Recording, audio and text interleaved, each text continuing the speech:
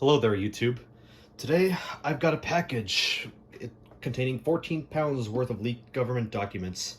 Actually, no, it's 3 Dell computers that I got off a friend, one of which is going to serve a very important purpose in the family.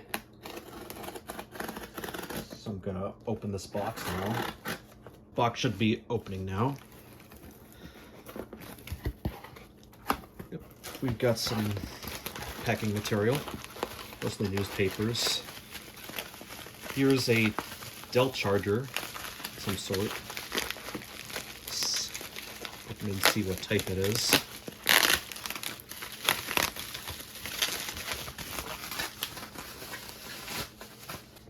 It's a 130-watt Dell power brick, manufactured December of 2020, and it uses the small barrel, so it's not for the average Dell laptop. But what is it for exactly? Well, that'll be in this box.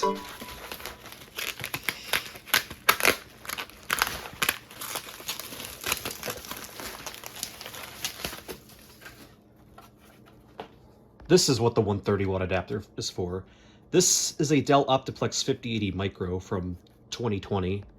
It has a 10th generation Intel Core i5 10500T. And we paid $120 for this. It's also got built-in Wi-Fi, which is very nice. But yeah, this computer is not mine in particular. It's actually going to my dad because he needs a work-from-home lab PC. And this would fit the bill perfectly because it's nice and small and it can just be hidden away in the house while also connected to the internet. And also, since it's got Wi-Fi, we don't even need to plug it into Ethernet, theoretically. So yeah, this 5080 Micro will be going to my dad.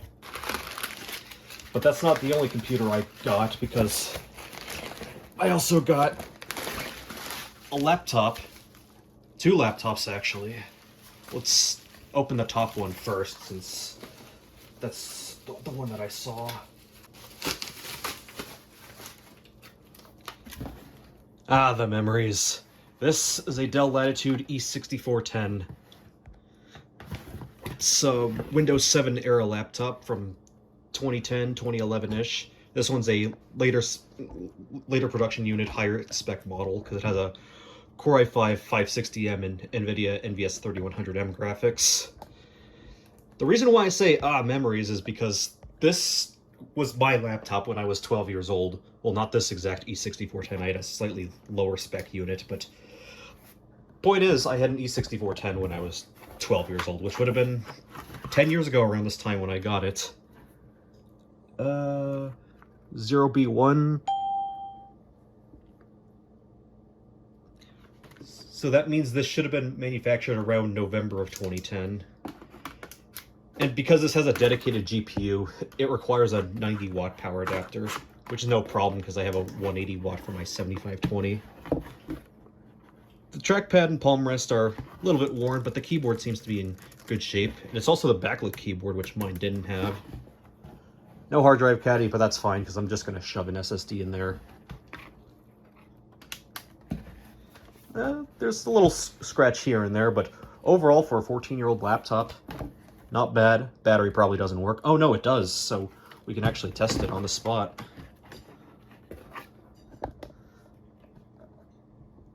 One thing I remember about these E6410s is that they take forever to get through the post. Well, not forever, but just they take a while to actually display the post screen. Ah, the backlit keyboard. Never really got to see this a lot on the early E series. Okay, so this unit was manufactured January 15th of 2011. It has 8 gigs of RAM in it already, which is great because these laptops can be kind of picky with how much RAM they have or what RAM you use, because it needs to be like it needs to be low density, and I believe it can't be PC3L. i5 560M, that's what my old E5410 had. NVS 3100M with 512 megs of VRAM, and this has the higher resolution display, 1440 by 900, whereas my original had 1280 by 800. Now let's check the battery health. Normal, typical. Date and time, that got reset. The clock battery is probably dead in this. Can't say I'm surprised. This has an early UEFI. Okay, looks like the E6410 does not have switchable graphics because I can't turn it off under the video setting, but a high-spec NVS 3100M unit is pretty cool, to say the least. Yeah, definitely glad to have another one of these after like 6 years since I sold my last E6410.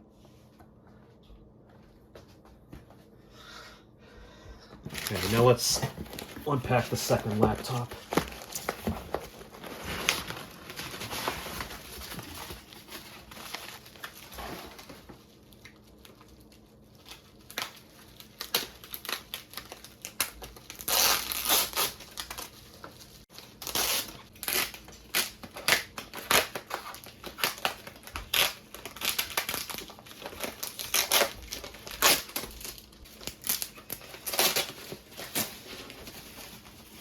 It's been even longer since I've had one of these Dells.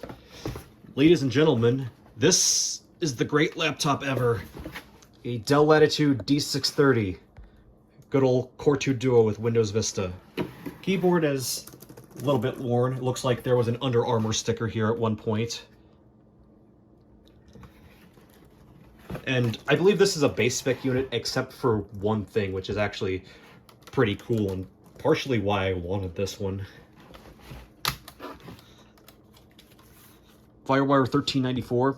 I used to have a D620 when I was like 10, and that model did not have Firewire, and also the D620's Kensington lock was positioned differently. This shipped with Windows Vista Business New. Does not have a battery because it didn't work. And let's see the manufacture date on this one. May of 2008. Yeah, this one is a little bit of a later D630, which will be pretty obvious once we plug it in and test it. So let me go get my charger. Okay, I grabbed my Precision 7520's charger. This is also missing the hard drive caddy, but this uses SATA and doesn't use one of those Dell teeth adapters, which is good. Although I do have Dell teeth adapters in case I have something that needs IDE. But no, this is SATA, which means I'm just gonna throw an SSD into it. Let's power it on. Ooh, this one has Bluetooth. RTC mode fixed. F2 to run the setup utility. Okay, this one's running BIOS A12 from June 20th of 2008. I don't think I can update that because this is missing a battery. Core 2 processor, 2.5 gigahertz with 6 megabytes of level 2 cache. This is a T9300, which is the second fastest Core 2 Duo that these can take. The fastest being the T9500, but those are obtainium because ThinkPad T61 owners buy those up. Technically, I think the X9000 would work as well, but those would run way too hot in a D630. 2 gigs of RAM, typical for the time. I'll just throw my 4 gigs that I have in here since it's DDR2. Intel Crestline graphics, which is GMA X3100, which is good in this case because the NVIDIA graphics in these D630s were notoriously unreliable. Whereas by 2010, 2011, in the E6410, NVIDIA had pretty much gotten their act together, and the NVS 3100Ms aren't quite nearly as unreliable. This only has a 1280 by 800 screen, but that's fine. It's what I expected, really. Wi-Fi device is Dell wireless, so this uses Broadcom, which, judging by the Core 2 Duo sticker here, it is Dell wireless or Broadcom, because if it had Intel Wi-Fi, then it would say Centrino. And no battery installed, as we saw earlier. SATA operation, could put that into HCI, which the D630 does have, unlike the D620. But yeah, I'm gonna close this for now and put in an SSD and install an OS later. Oh, did I not mention that the hinges on this are in really good condition? They're on the tighter side, which I don't think means they're stiff, but this screen will definitely stay up. Whereas, let me check the hinges on the E6410, because the 6400s and 6410s wear out kind of quickly in my experience. Okay, Okay, this one has a little bit of play in it, but these are still some solid hinges, at least much more solid than my previous unit. This one does not have the modem cover, which I'm assuming it was probably removed. Unless this actually came shipped with a modem, which would be pretty funny. But yeah, that's the computers I got in today. I guess I'll also go to my room and test the Optiplex 5080 Micro. Welcome to the corner. This is where we're going to test the Optiplex 5080 Micro. So let's plug this in over here. I don't have a keyboard mouse plugged in yet. That should be coming from here. I think it's already auto started. I'm not sure on that. I'm going to plug in this Logitech K400R as our keyboard and mouse. And let's pair this thing up. It's a little tight in here, so that explains my awkward movements. Oh great, my camera's showing reflections. As in the Dell logo's upside down because of how wacky the glass is at the moment. I guess there's no OS on here, so that's why it's rebooting or trying to go into Dell Diagnostics.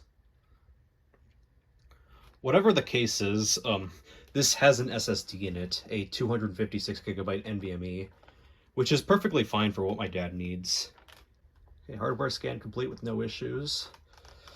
Your machine will restart and download ESOS for recovery. I do not want that, but I do like the fact that this is working, because this was a thrift store find keyboard and didn't come with a receiver, but Logitech made the unifying receiver for a reason.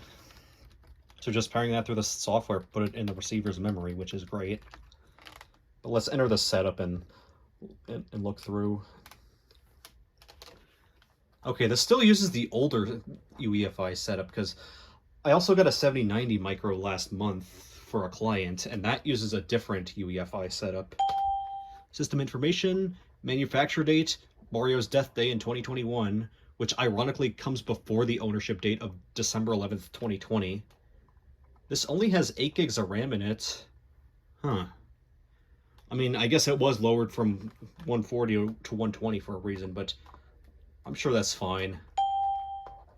10500T, 6-core, 12-thread, 256 gig, whatever that model code is supposed to mean. I'll put an annotation in. Wi-Fi device, Intel wireless. I put an antenna there for that. Audio controller, doesn't matter. Onboard NIC. I don't think this will have to boot from a NIC. It could if I had Windows Deployment Services set up correctly, but I don't. I guess we could disable SATA operation, because I don't think Dad's going to be throwing a SATA drive in here. Smart reporting would be good to have.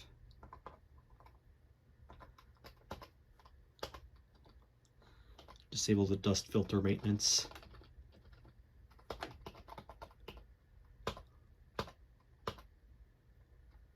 Password bypass, okay. TPM on, I guess that's fine. Let's make sure to permanently disable this.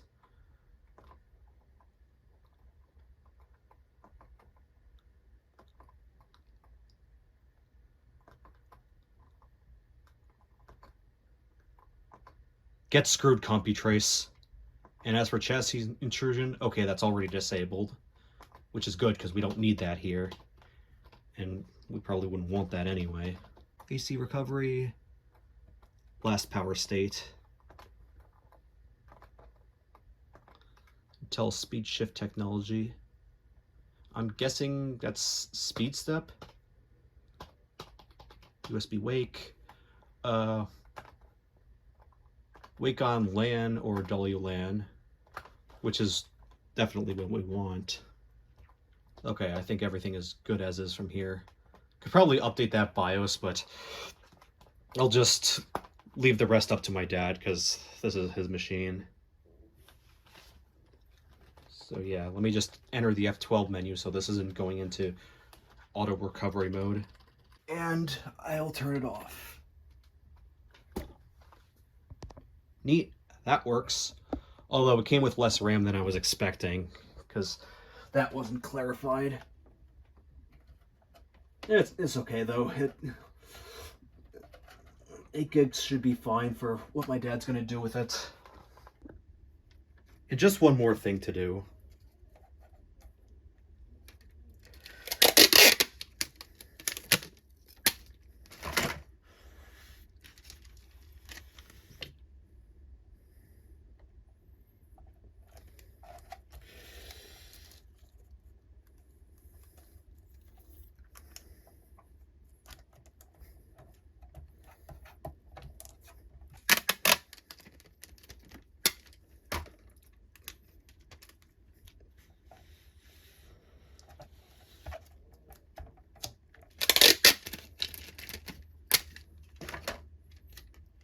Okay, this tape is kind of sucky, but you get the point. I'm just labeling this micro PC, so that way it's very identifiable in case I get more of these. Yeah, I'd just like to thank the friend who sold me this Optiplex and sent me those laptops. I'm sure he's probably watching this, but if not, then there's my thank you. And I'd also like to thank you guys for watching this video, and I will see you guys in the next one. Peace out.